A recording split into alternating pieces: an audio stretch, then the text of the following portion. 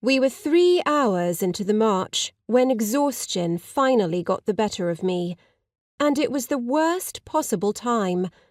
I suppose I should have expected it, given everything that had happened that day, the longest, most terrifying day of my whole 17 years. Actually, most people in the refugee column should have known how I'd react, given we'd all just suffered through the last of those traumas together. You'd think one of them might have stepped in. But then, given the armor suit I was wearing to lead the column could unleash a truly devastating amount of firepower, they probably didn't want to risk telling me to calm down. It was the second village we'd reached, and I'd just played that recording again, as curious, nervous residents gathered round to find out what the hell was going on. It was a distressing time for them, too.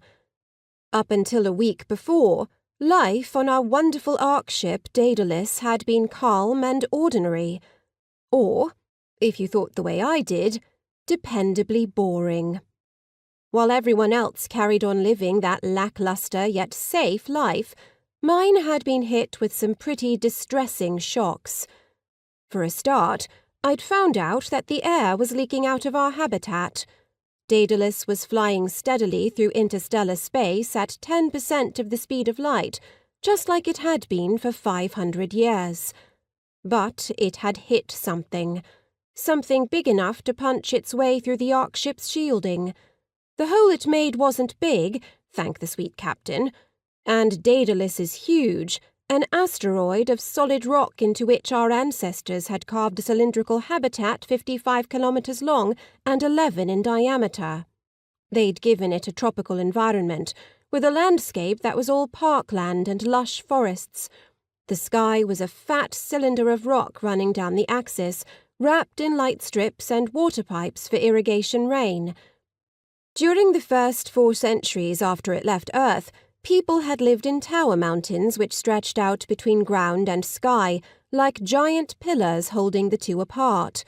Machines had provided everything my ancestors needed, from clothes and food to spare parts, while mechanical contraptions called cybots did most of the maintenance work under the guidance of powerful AIs. But, for the last 500 years, we've had to put that land to the plough and farm it in order to support the villages and feed everyone on board. We did it because we'd been told there'd been a mutiny.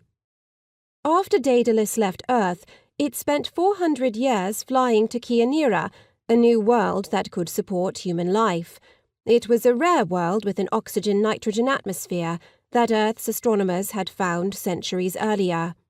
But when Daedalus finally arrived, the crew discovered it had indigenous amphibious animals called the Yai that the ship's biologists believed were on the verge of sentience. It would have been utterly immoral for humans to settle there.